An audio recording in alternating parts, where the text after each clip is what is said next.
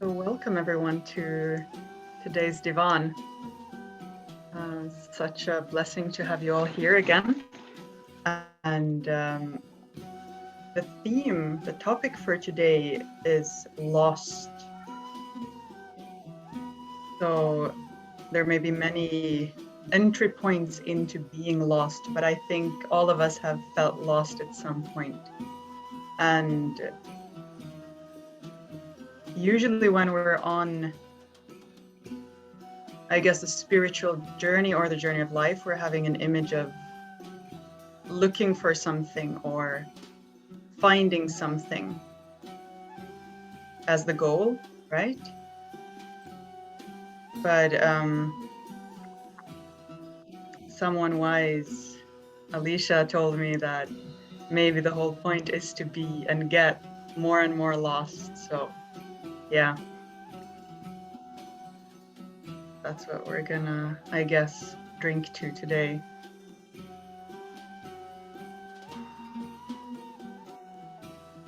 Yeah, I think this is an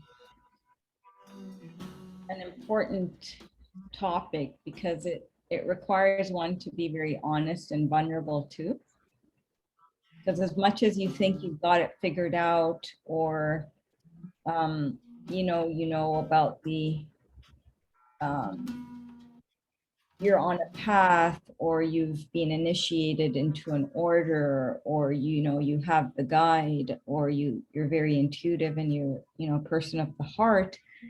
The whole thing is the whole thing is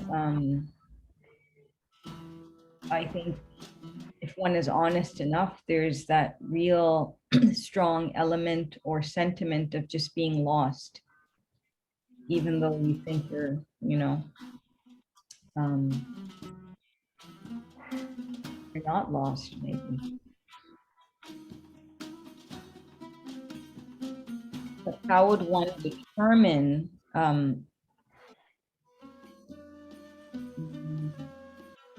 if one is lost?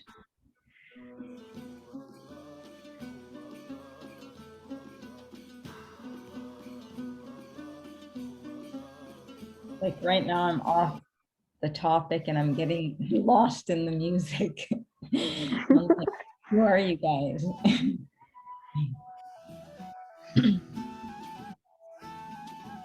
I'm also noticing how challenging it is to not follow a script and to not have things figured out and to be open to the wilderness of the moment. What does it mean to just exist without knowing what comes next?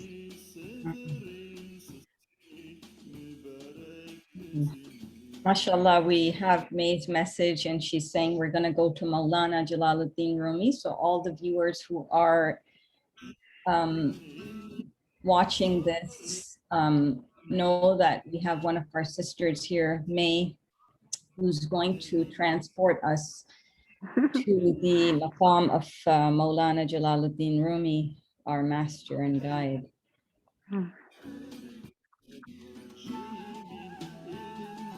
May was in conversation the other day with me and something came up and and she was wondering if she should, go certain places and whatnot. And I said, how about just getting lost in Turkey and just kind of enjoying just getting lost? What's the worst that could happen? So, we sometimes embark on a journey and then we're like, we want the itinerary and the schedule and everything kind of like, this is what we're going to do. And then there's a journey where you're not really sure and it's so organic that you're just kind of letting things happen. So I guess it's that equally is interesting as well as, knowing, and then there's a fine line between the two. Because the more you plan, the universe is always telling you, it's not going to be that way today, or you're let down. So even in the planning, there's so much you can control. So I guess it's it's good to find a balance between the two, where you're doing and then you're allowing as well, because technically you're not in full control.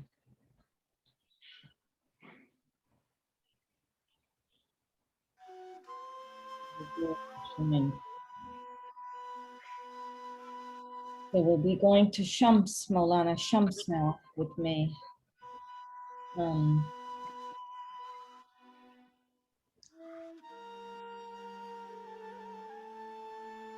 Never mind, I got lost. He's not on the way. Okay. Yeah. Sorry. Let's keep going. Yeah. Unless you want to see him. Do you want to see him? I can Sure. Whatever, you know, go. whatever. Cool. No, I'll look for him if you want to find him. Bismillah. Yeah. Yeah, he's not far from where I am. Inshallah.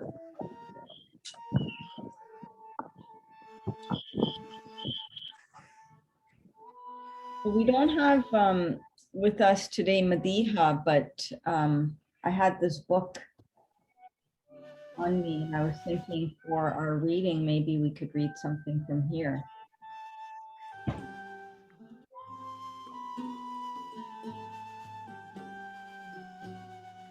I'm going to spotlight May now so that we can have her visible, and then also where she's going. Let's see. Okay, perfect.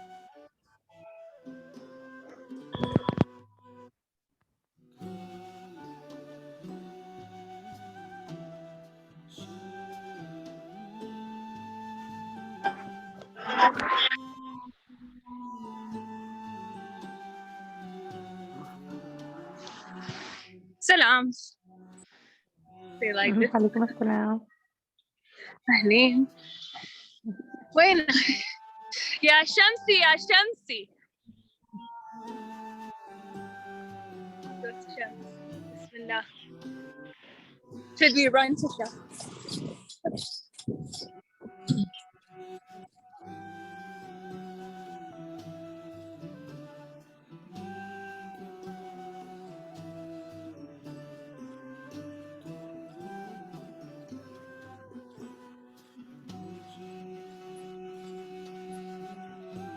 Just finding Run. something.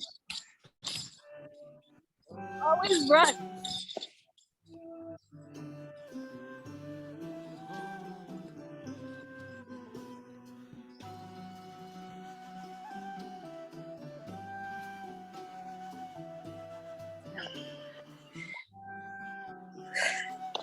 Salam Noor.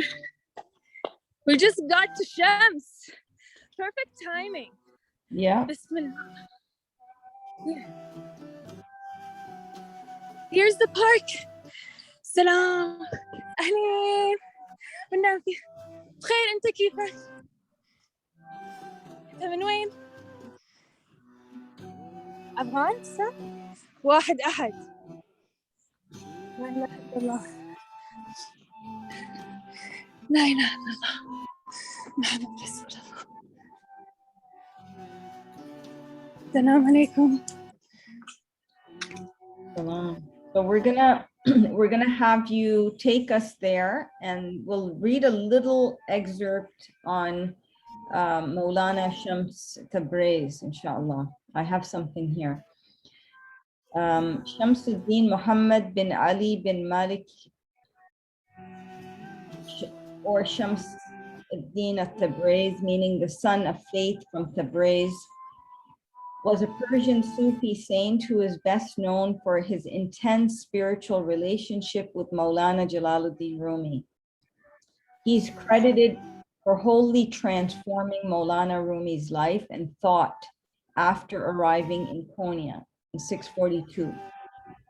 Hazrat Shams left a single work in prose known as maqalat, or discourses, which reveal him to be highly proficient in philosophy, theology, and spirituality. He was an engaging speaker whose words were both simple and profoundly moving. Hazrat Shams was born at some point. Are we here now?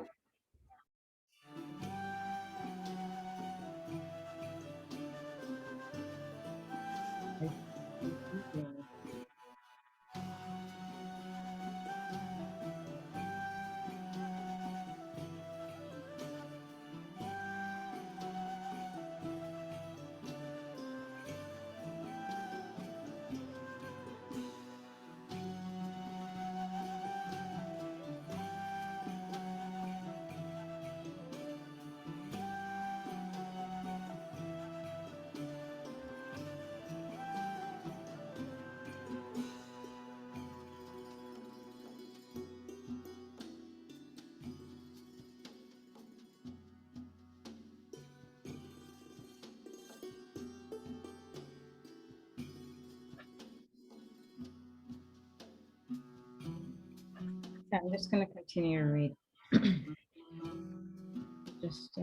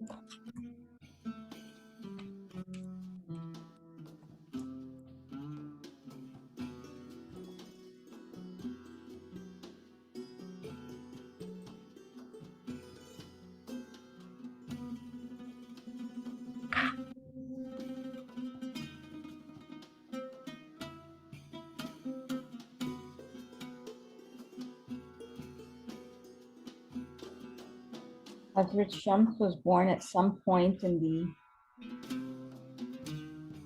1180s in Tabriz, present-day Iran. Tabriz was popular among Sufis, and many great Sufi saints such as Ahmad al-Ghazali, Najm al-Din Kubra, and Abu Najib as-Suhrawardi had spent some time there. During his early years, it is said that a group of 70 saints were living in Tabriz. From a young age, he was gifted with spiritual abilities which his parents could not comprehend. His father was said to be a good man of generous nature, although he was not on the spiritual path. And thus, Shams was unable to reveal his mystic visions to him. This resulted Hazrat Shams feeling estranged from his father and others because he could not explain his spiritual sensibilities to those around him. He says in his maqalat, "My father didn't understand me at all. I was a stranger in my own town. My father was a stranger to me, and my heart recoiled from him. I thought he might fall upon me. He'd speak to me kindly, but I thought he'd beat me and expel me from the house." When his father would tell him that he didn't understand his ways, Shams would always answer by telling him that they were not cut from the same cloth.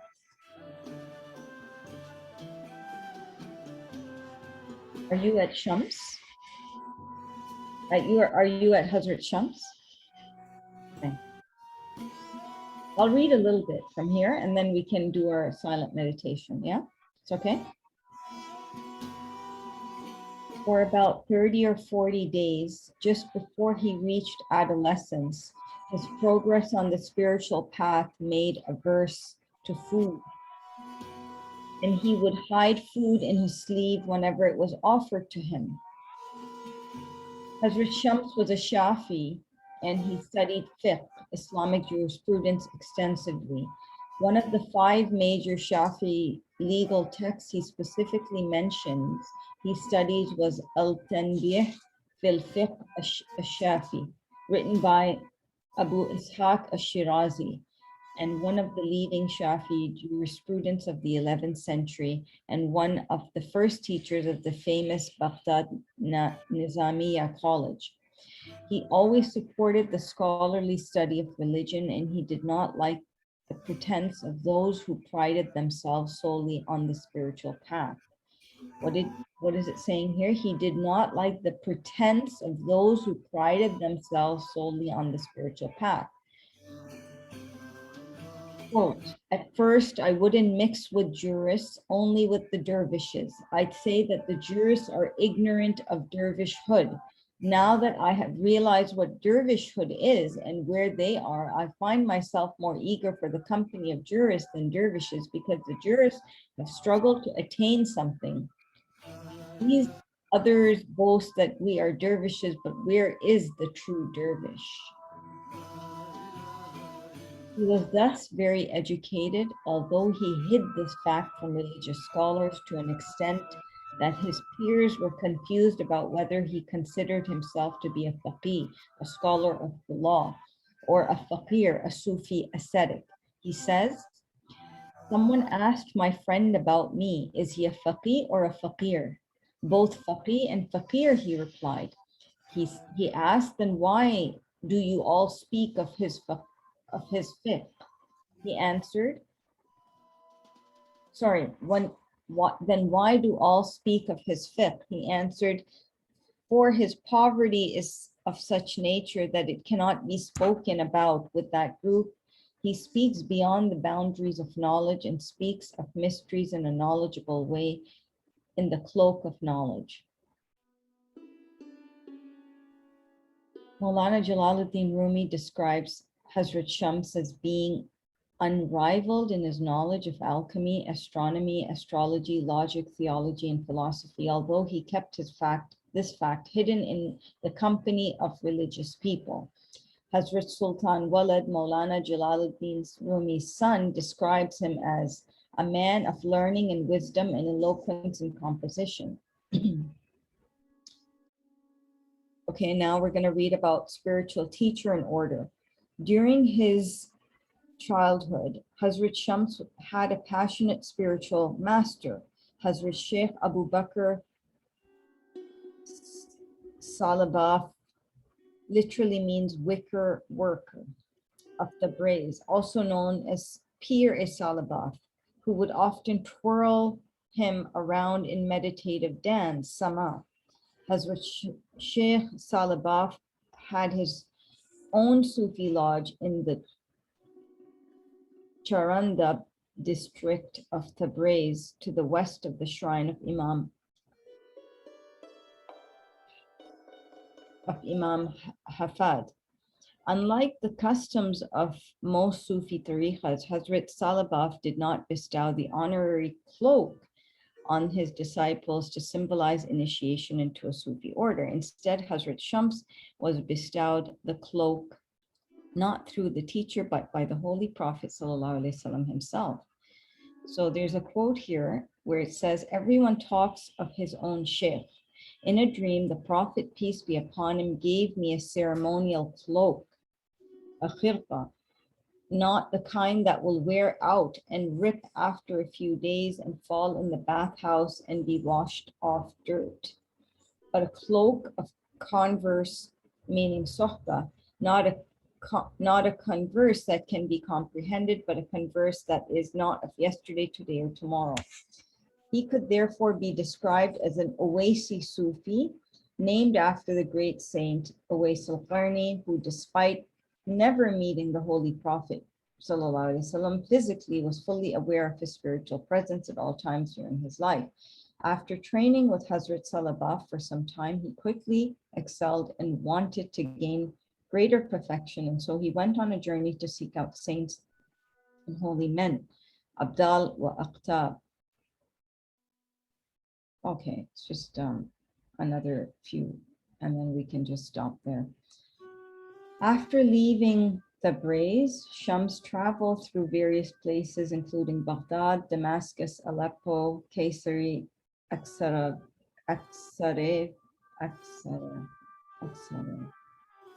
can't get that name, Sivas, Ezru, and Erzican. He traveled hidden from the people, constantly striving to guard his miracles and mysteries.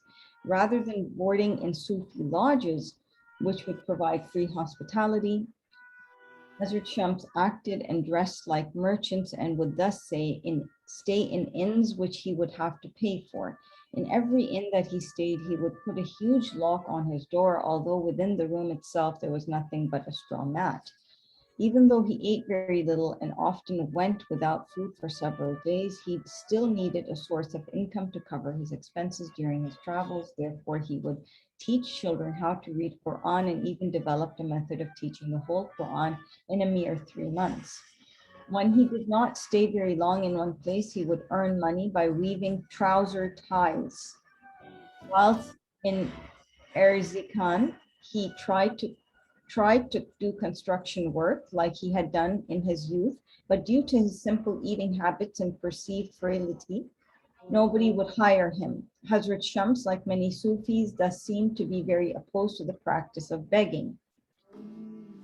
Hazrat Shams spent most of his life traveling from place to place and listened to lectures of famous teachers, most of whom he found disappointing in one respect or another. Regarding the Sufis he had met during his journey, he says, I've seen many special dervishes and spent time in their company, though what they say and through their behavior, the true ones are distinguishable from the impostors.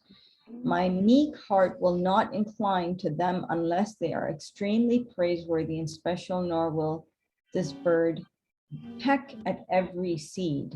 Very interesting. Nor will this bird peck at every seed, something that a lot of the seekers do. He longed to find that saintly and spiritual companion that he was looking for during his journey. He writes, I implored God to allow me to mix with and be a companion of his friends, Awliya Khuda. I had a dream and was told, we will make you a companion of a saint. I asked, where is the saint? The next night, I was told in a dream, he is in Anatolia, Rome. After a while, I had another dream and he was told, it is not time yet. All things come in fullness. And I will stop right there because that is like, climax to the meeting of the two seas, the two oceans.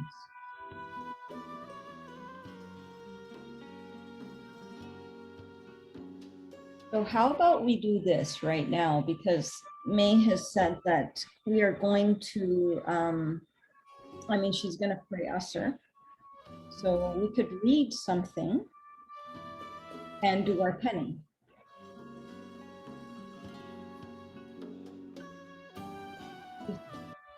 We have something for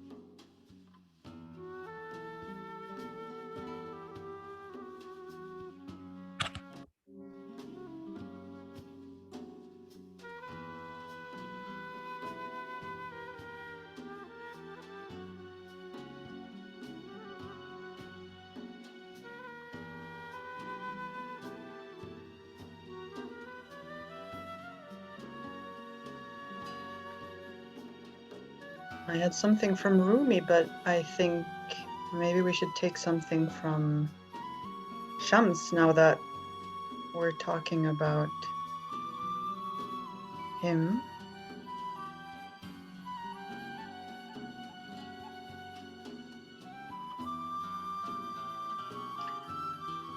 This is from the 40 Rules of Love.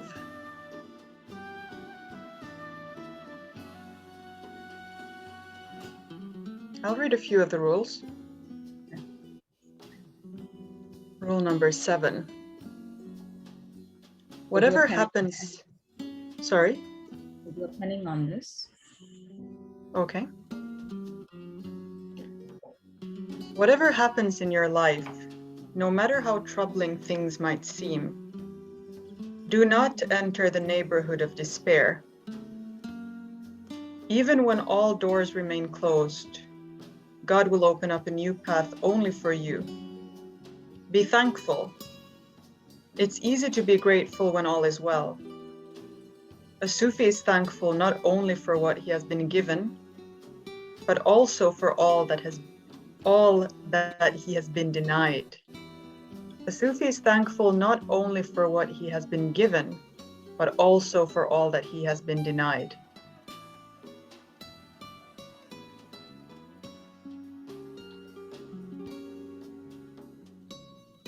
Shall I take a few more? Rule number 9.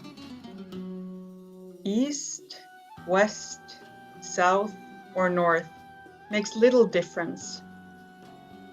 No matter what your destination, just be sure to make every journey a journey within.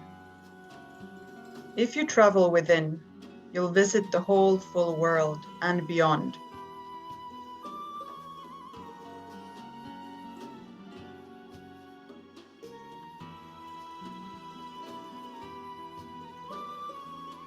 Rule number 11.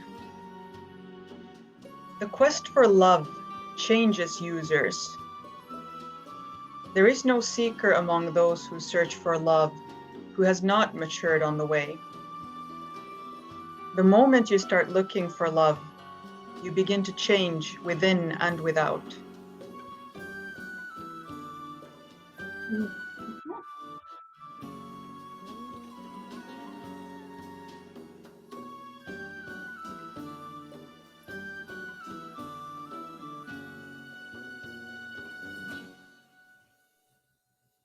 Shall we pen on this or shall I take one more? It's up to you. I'll take one more, because this is what you were reading about too. Rule number 12. There are more fake gurus and false teachers in this world than the number of stars in the visible universe. Don't confuse power-driven, self-centered people with true mentors. A genuine spiritual master will not direct your attention to himself or herself. He will not expect absolute obedience or utter admiration from you, but instead will help you appreciate and admire your inner self. True mentors are as transparent as glass. They let the light of God pass through them.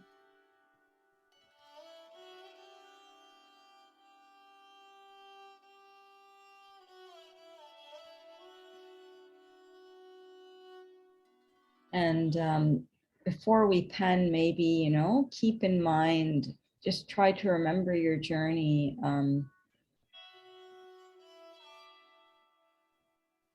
Your journey of your experience of being awakened by the personality of Shams, right? And how that impacted you.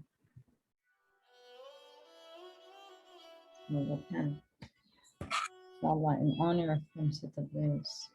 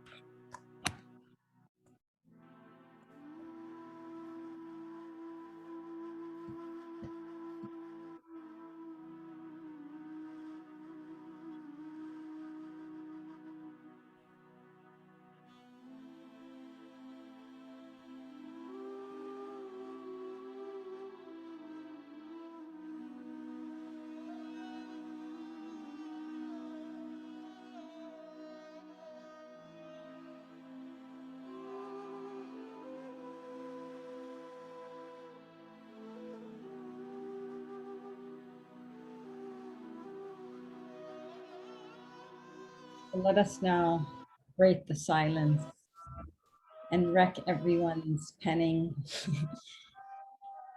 Whoever is ready, we welcome you.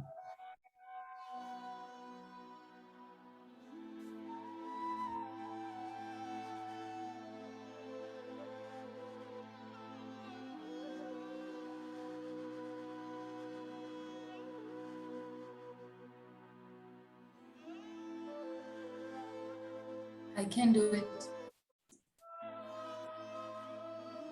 Remember, my Shams. I remember searching for you in books, intellectualizing you, talking about you with my friends, like I am intimate with you.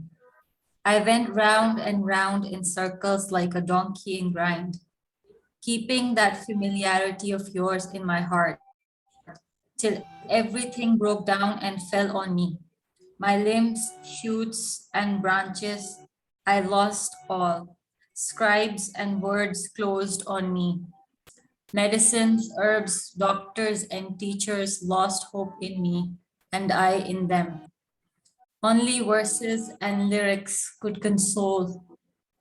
Amidst the black waters, you appeared, an intimate mirage. Into the physical, and held my ignorant, sinful, prideful soul in your embrace. It was the walk I had with you after many days in coma. Wobbling without your fingers in mine, I would have been mired in the cauldron of bottomless hell.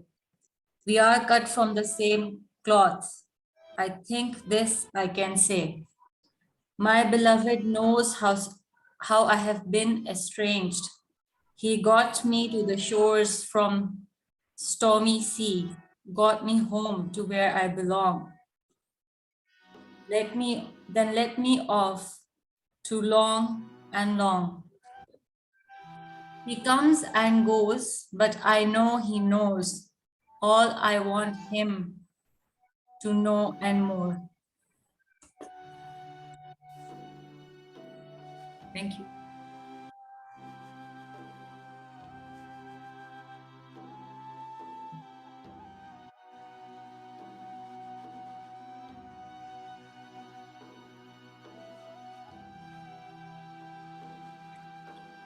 Assalamualaikum.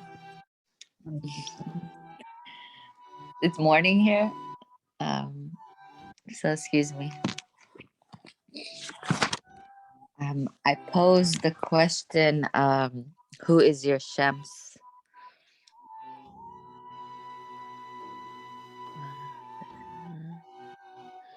When you are in their presence and when you leave their presence, your flame is flamed.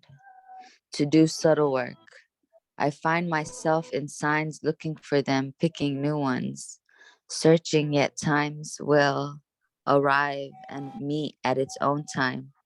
Arrival won't. You will know its gems. Every cell in your body, every breath, stare, star, every decimal, every turn will let you know. You won't be clear of another decision. No indecisiveness. No begging, no pleading at the knees. Shams will want, will know, will turn my way in the most grounded, respectful, suave way. Shams won't have you looking over your shoulder, nor looking around, nor reaching. You will be able to sit in place, be so content, not searching for the next time, nor moment. I will be able to do my work, be present, give my all to what I'm doing, and content. Shams will be back. Shams is connected to me and doesn't leave me for a blink of an eye.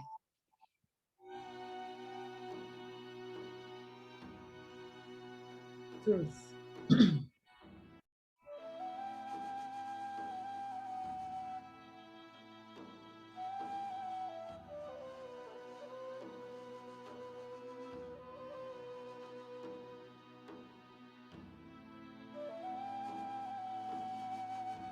Thank you.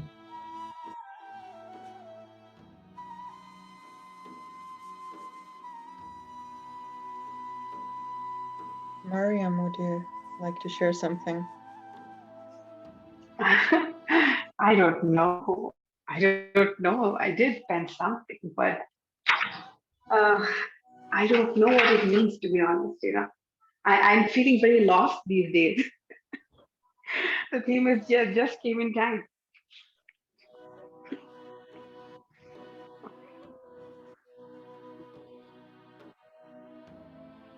Were you able to pen something about feeling this way?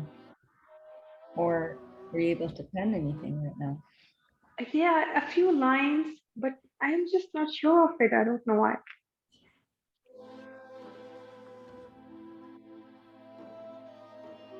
It was very difficult to start penning, but yeah, I just don't know. Maybe I'll just take a few more minutes. Sure. Yeah.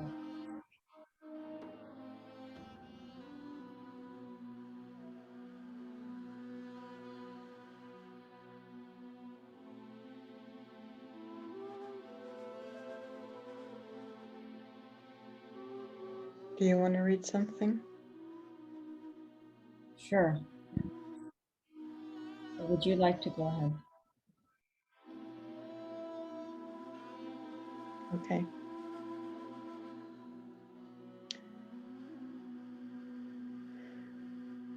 Mariam, by the way, very lost as well here. I just penned a bunch of stuff that's not seemingly, coherent. So I guess it doesn't have to be.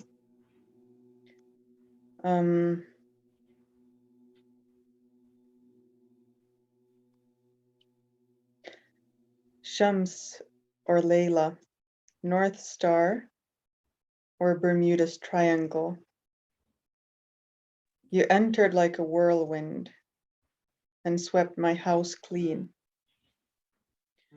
I can see now that before you there was nothing, or rather before you there was something that wasn't real. You released me from so many illusions. You showed me myself by confusing me to the point of total abandonment.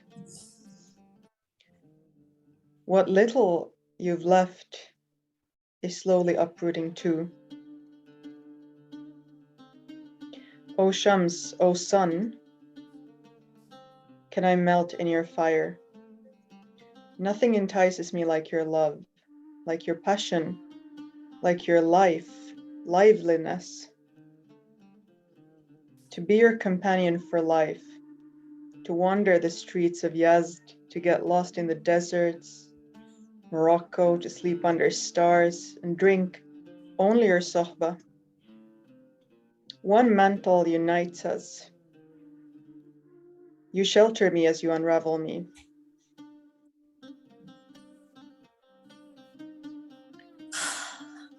You cannot push drunkenness just like you can't sober up when drunk. Your face, Shams, makes me drunk. Life without it is not worth living.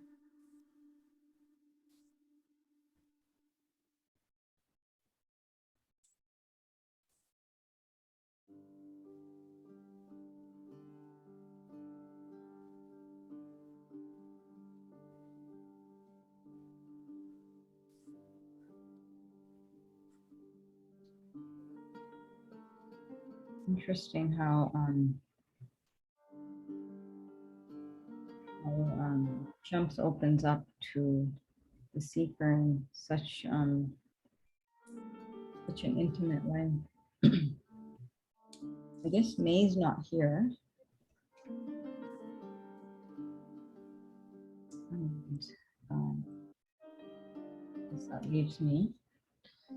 So I will share a bit of what I've written, or whatever I have written.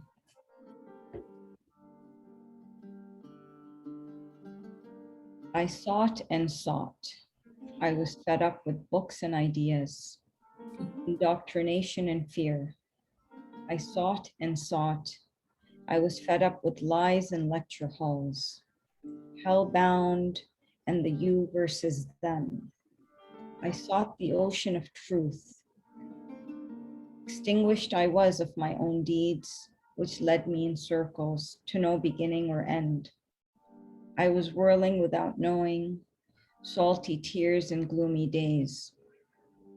I sought and sought a hand that would hold me, gentle like earth, gently like earth, generous as a tree, to shade me from thunder. I was fed up and arrived after every knock at the Sultan of Medina. Khali damand, ek kali kamli wale mujhe chorna de. I asked to drink from the cup of love. I asked to befriend only two of all mankind, lovers and the family. I asked to befriend only two of all mankind, lovers and the family, no one else I sought. In my desperation, frustration, and anguish, I vowed to leave the land of love forever. Lost, lost in this barren land, I sought the greatest Saki, you. Amin, amen. Hymn the angels in unison. Next to me, your family, the journey began. With one dot leading to another, leading to Ali, the door to your city. These lovers, friends, a full bloom I witnessed from the blue, green-eyed master, accusing me of Bedouinism. As I sat with the Semitic dost, whispering secrets in cypress of the cypress tree, where the beloved lives, you hushed us. You hushed us. I captured your hush. I drank your breath and embarked upon my journey home. You, as my cloud, as my guide, but oh so sly. You appeared in so many forms, as friends, as dosts and guides, as Shams, as Rumi, becoming one until they all disappeared, until madness took over, until the pen spilled her ink, luring through this heart, states and stories, lessons and light. I resigned to solitude, guarding my heart from the pain of separation, me, myself, and I, until the final door arrived. You. Your mystery I know not. I see all in you. Love personified, you baffle me. Lost, lost, lost. I am eternally in the constant spinning of the cosmos. I whirl eternally, internally. I whirl eternally, internally. I sought, sought, sought. I found, lost yet found, lost, lost, lost. The end.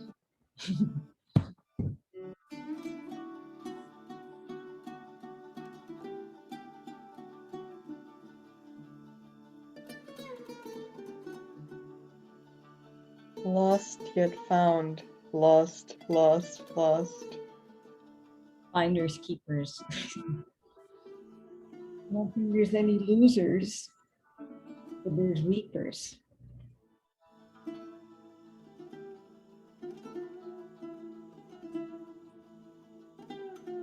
Why are we so afraid of getting lost? I don't know who's afraid. I've been afraid. It's scary to not know the way.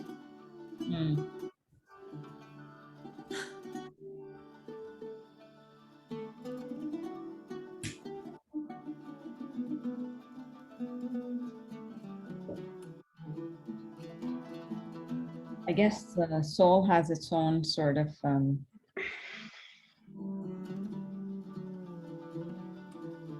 guidance system, which is not always known to the conscious mind. On that note, I would like to share. Okay. Maybe my conscious mind cannot understand, you know. Yeah. Since I met my Shams, In between knowing and not knowing, I'm lost. Between mind and heart, I'm lost. Between the presence and the hidden, I'm lost. Lost until the desire lights the fire, or I see nothing but darkness. I cry as I'm lost again.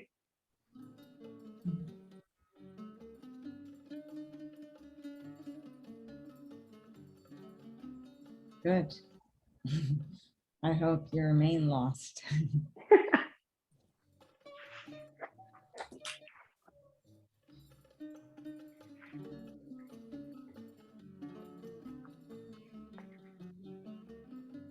Shall we read something from Yes, as I think May also has gotten lost somewhere in Korea. yeah. Let me just open up a random page and see what we have here. This is how the book looks, you know, internally, the interior. Okay.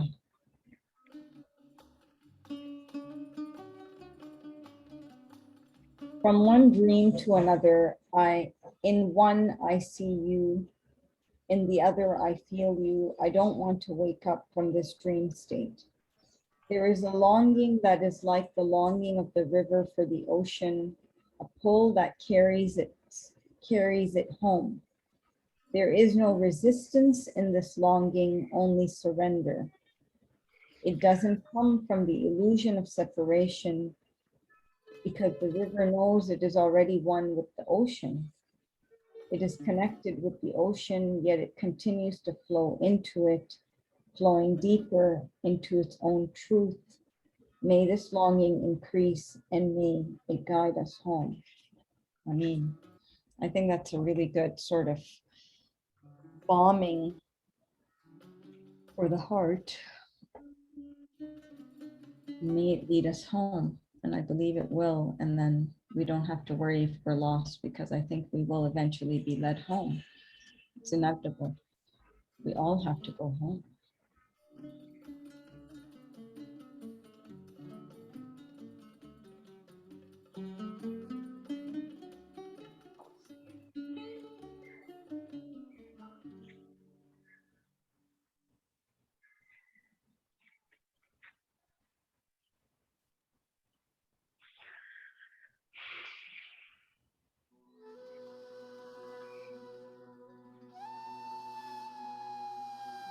Is there anything else anyone would like to share?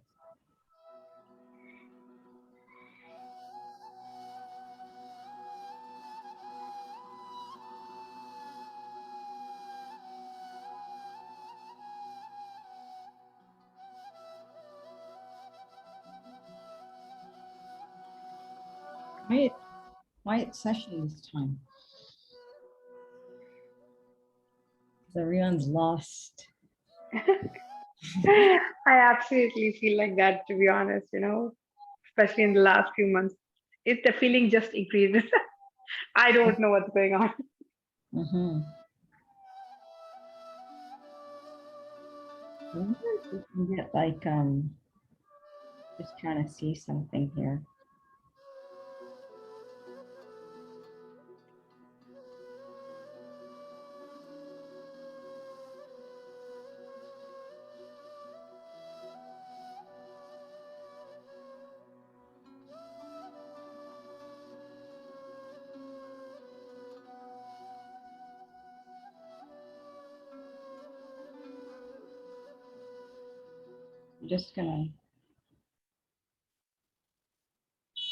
I'm just gonna read a few quotations on the subject of Lost by Jung. Okay.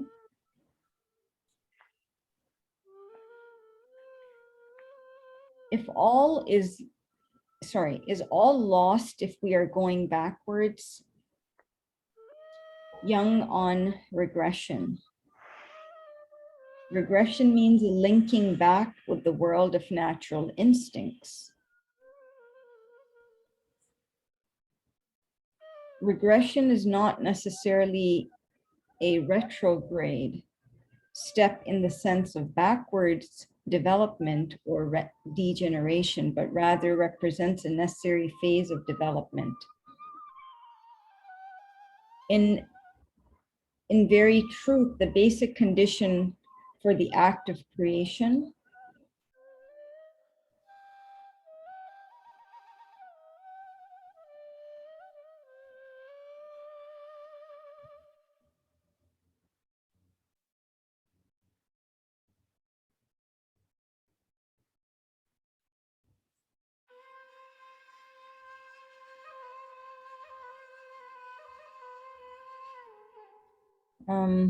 says here, whenever a man is confronted by an apparently insurmountable obstacle, he makes what is technically called a regression. He goes back to the time when he found himself in similar situations, and he tries to apply again the means that helped him then. But what helped in youth is of no use in age. The result, we wind up solving the problem in an infantile way, a way that often has consequences we did not foresee because we substitute a childish illusion for real action.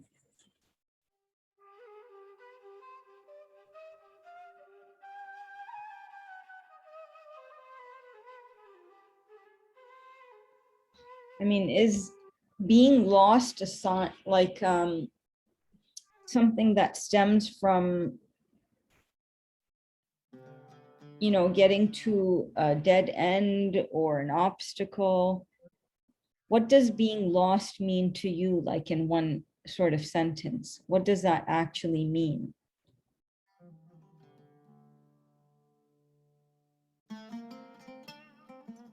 I think it will mean not being where you belong. Not being where you belong, okay? That's interesting.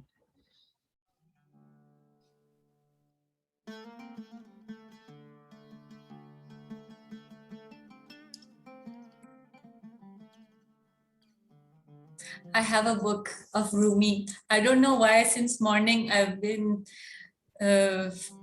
missing Rumi. I don't know why. So I've got this book. It's Jalaluddin Rumi's commentary of the first volume of Masnavi. And there's interesting story. It's my friend's book. And I don't return it back to her, but it's still, I have to return back to her. So I was like, why not do this today? So I have just one little excerpt to read. I'll start. Until the animal comes forth. Should we wait for Saida? Oh, continue, I'm listening. Okay. I had to get my little Rumi. Oh. Mm-hmm. Okay. Until the animal comes forth, is freed from its soul. It cannot find the way to the rank of man. Then, when man escapes from the rational soul, the transcendental soul takes its place. When he has passed beyond the rational soul, he is made living by the soul of the angels.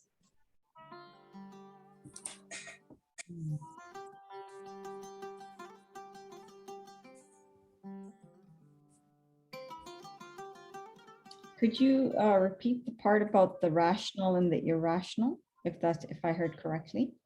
Yes. Until the animal comes forth, is freed from its soul. It cannot find the way to the rank of man. Then, when man escapes from the rational soul, the transcendental soul takes its place. When he has passed beyond the rational soul, he is made living by the soul of the angels. Mm.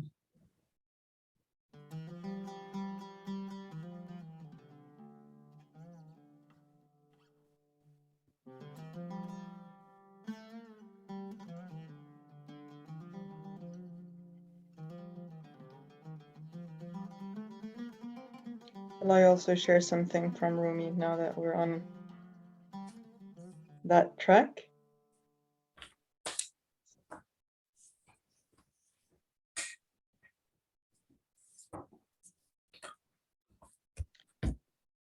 It's quite short. From all that was familiar, I broke away. Now I am lost, without a place, wandering. With no music, like a fool, I dance and clap my hands. How am I to live without you? You're everywhere, but I cannot see you.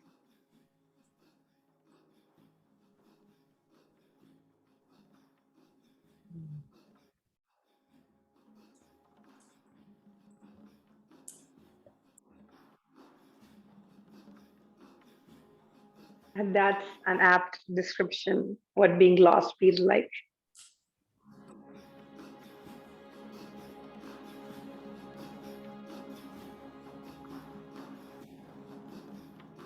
Yeah, I was thinking also when Mehtab, when you said not being where you belong, like where do I belong? Is it anywhere else than here? And in that case, where? Where your soul is at peace, even if I it's don't know. momentary. So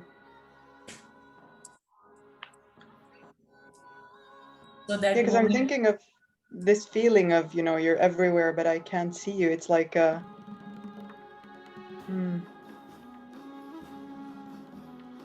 It's like being in the middle of nowhere. and still, you know, there's like no specific place to go to, really. It's like,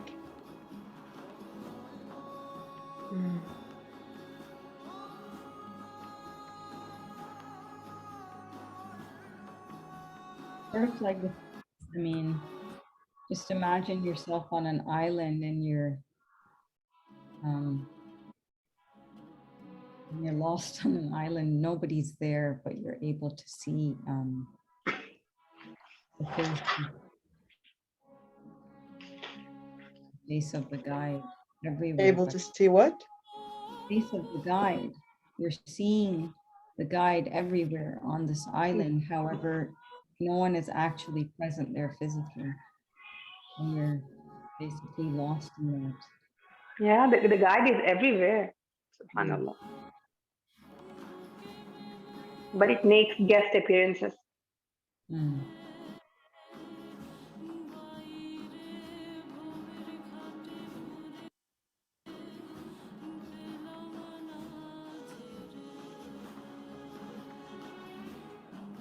Is being lost a bad thing? Or like, does it feel bad?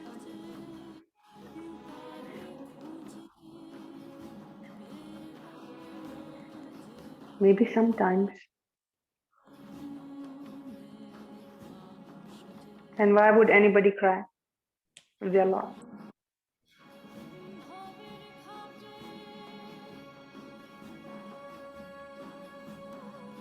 Yes, it depends, right? Like you're lost or stuck, but if you're in the present moment, there has to be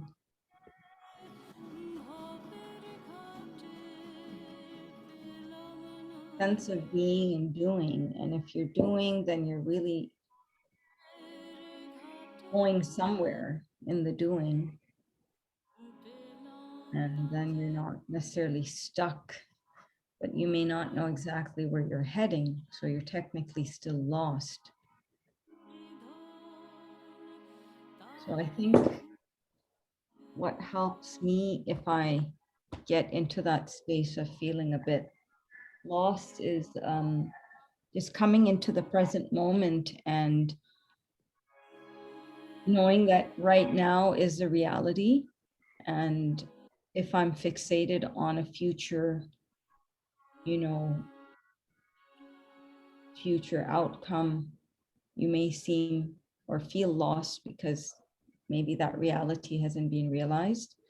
And if you're in the past, then obviously that is not the reality at the moment. Then again, a sense of lost, being lost. So practicing presence or being in the now, or aware of the present moment as the reality, and what needs to be, what is the demand of the now is the question. So it doesn't have to be in a doing mode, but what is the now actually demanding from us? And then if we are, I guess, saying labbaik to the now, then are we technically lost? Or, does that help alleviate the feeling of being lost when we're in the present? I think to some degree it does.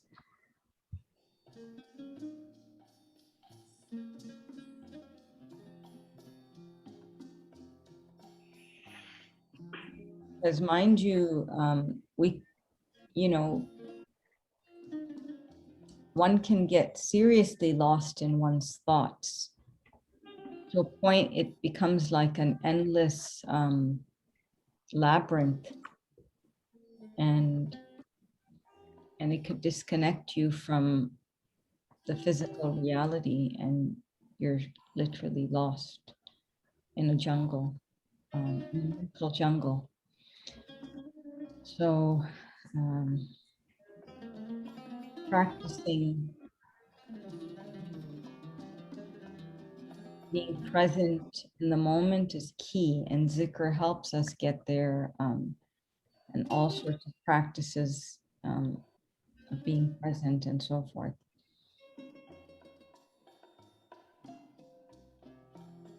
I remember being lost in the labyrinth of thoughts, and I sometimes used to do that purposefully, and so much so I used to get so tired that my thoughts would like end. That's before meeting with the guides, and now I don't drift that much, but I know this place. It's crazy.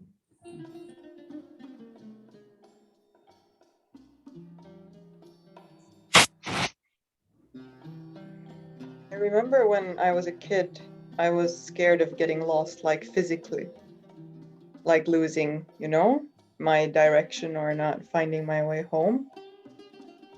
And I remember when I realized, like, the earth is round, it's a globe, I can't get lifted off the earth, I'll always be home in that sense, wherever I am, like I'll be on the earth. That calmed me a lot. And maybe I should now just learn to kind of evolve that thought into something more, not just the physical reality, but also something encompassing something larger. Like, it doesn't matter if I'm not in my mental, emotional, spiritual, like my neighborhood, because I can't get lost. There's nowhere to go except the space where I already am.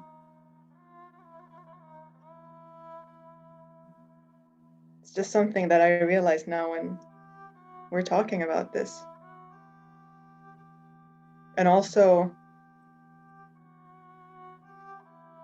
the river taking us home from Adiha's poem.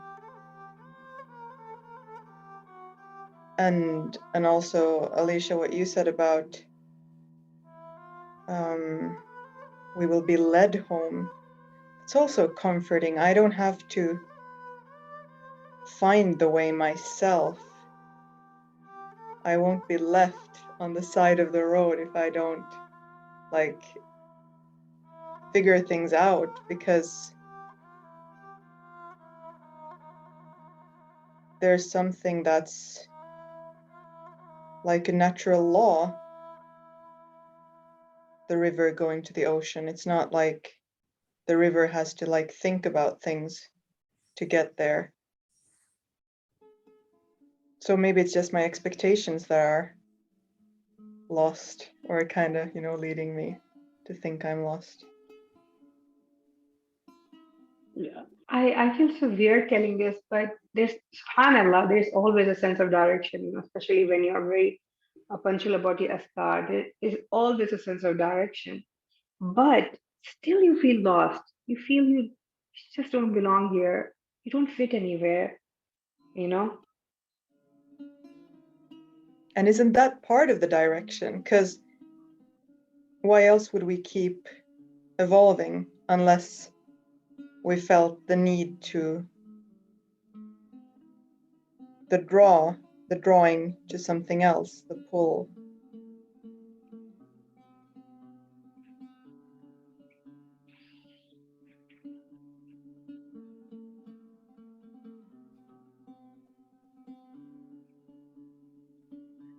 There's this speaker, and she's a psychologist, Teal Swan, and I really love her work. And she says that uh, heavens and angels don't just show up in your life like that. When everything is logged on you, that's where they intervene and things open. And then that's how Rumi talks about, even when the doors are locked, a secret path will be paved Mhm. just for you.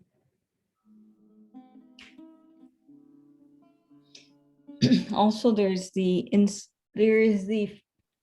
I guess, the practice of the lost ones, the qalandars, the wanderers, where they already never belonged, they couldn't fit in, even with the masks, they just couldn't, right? And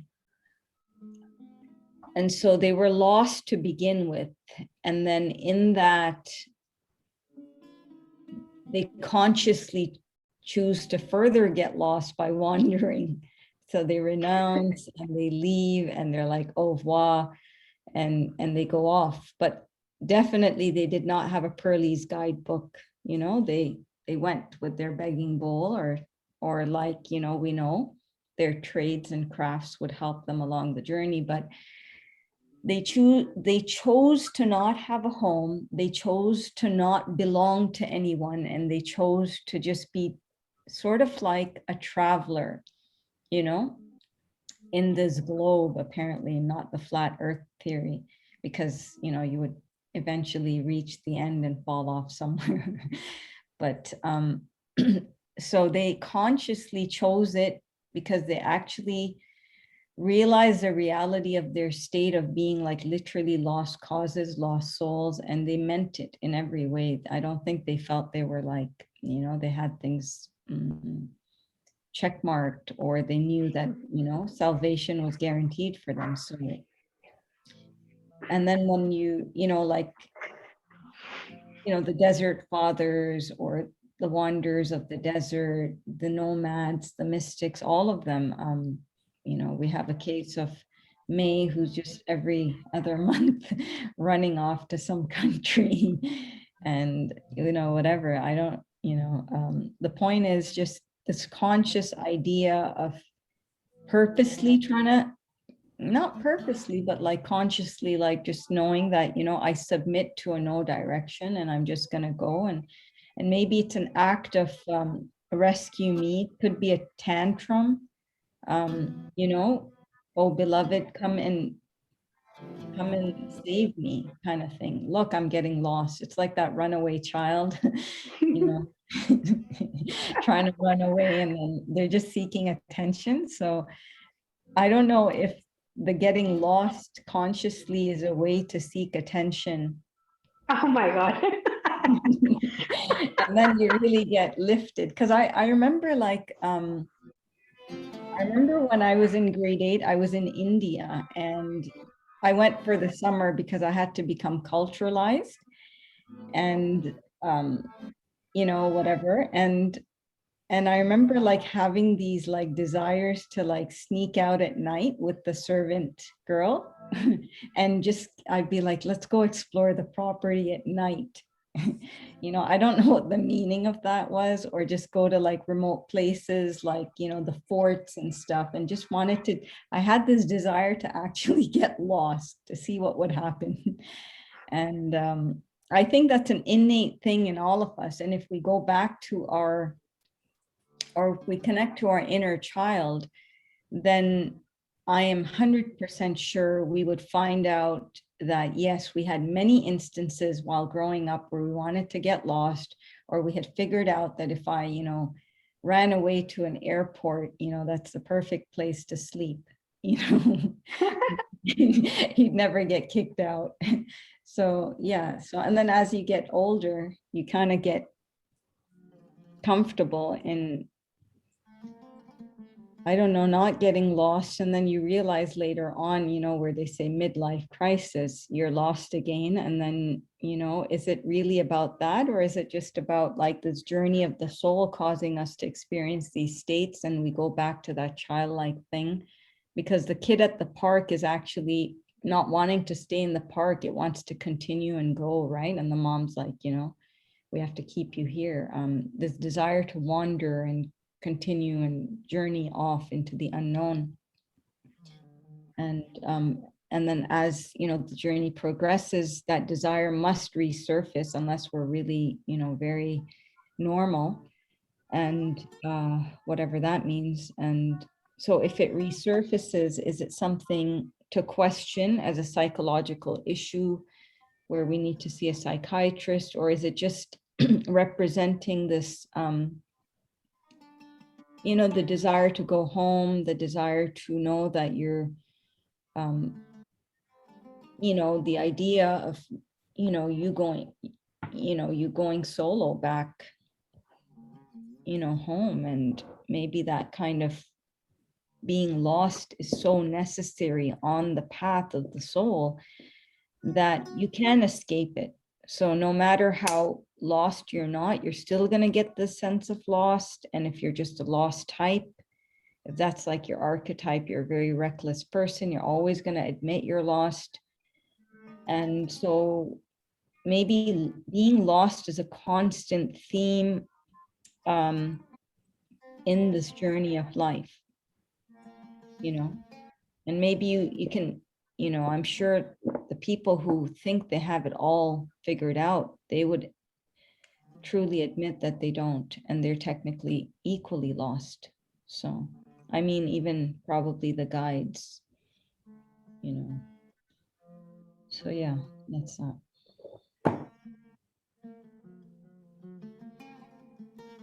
It's funny when you say the guides, and I notice like there's a immediate reaction, like, you know, no, that can't be. But then like, who's to say, yeah, who's to say it's like, it's, I'm coming back to what I said in the beginning, like it's that it wouldn't be the goal even to become more and more lost. Maybe we have it all wrong. Because when we're allowing ourselves to be really lost, when we're allowing ourselves to be very empty, that's when things actually can start happening from beyond us, isn't it? And I find that those who talk, for example, from quote unquote a place of nothing, there's something much bigger, I don't know, behind them or in them that's talking. And when I'm talking with a script, then I find I'm kind of imprisoned within my expectations and my judgment. But is it like, it's very difficult in this society, I think, to dare be lost, because we're always very focused on like keeping a, like, what is it called? Like keeping our face intact, or like, you know, not showing, not being in, for example, silence, or being in uncertitude, or being in the empty spaces.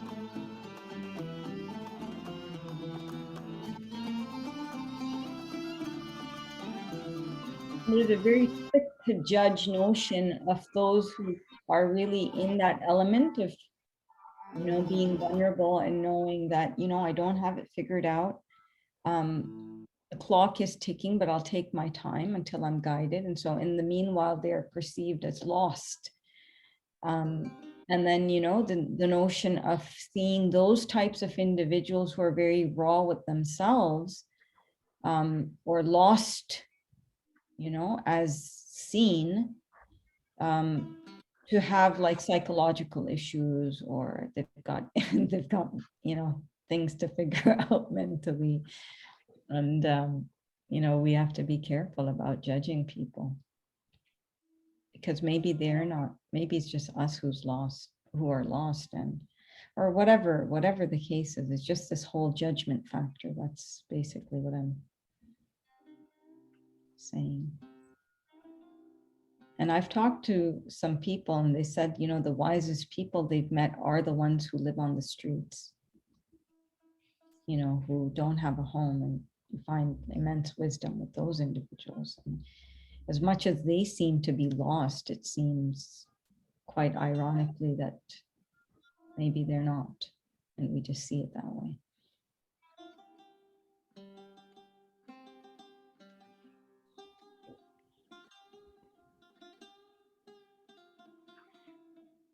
There is a divine attribute, Al-Hadi, the guide. So as a tool for the way to call upon Hadi, Hadi might help the lost ones. And then, you know, you trust in the guide, the one who guides all, to take care of the journey. So then we could be lost and not anxious, instead of being lost and anxious, because you have trust now, because you've placed your trust in the Hadi.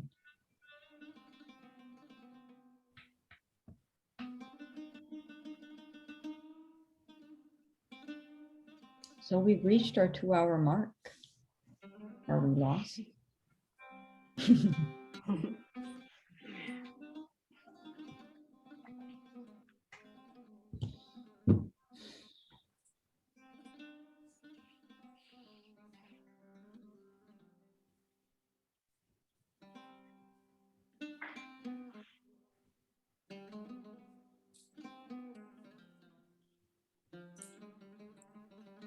So let us, inshallah, conclude with Ya Hadi Ya Samad Salli ala Muhammad. Peace and blessings be upon the beloved. And him being the guide, sent by the eternal guide, we seek guidance in what we do and what we, and how we, you know, in all areas of our life. So may we be guided. May we trust the guidance. Guides. The guide within and the guide without.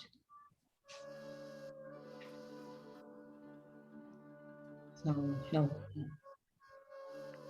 call it a closing now? Thank you so much. Thank you.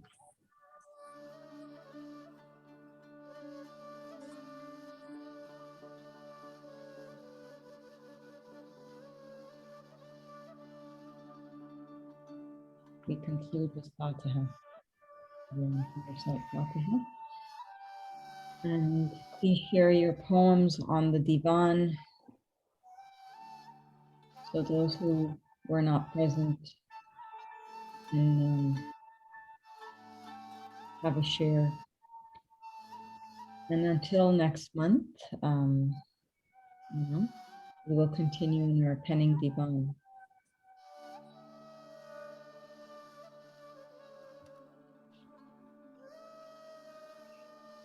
Peace and blessings be upon everyone. Thank you very much.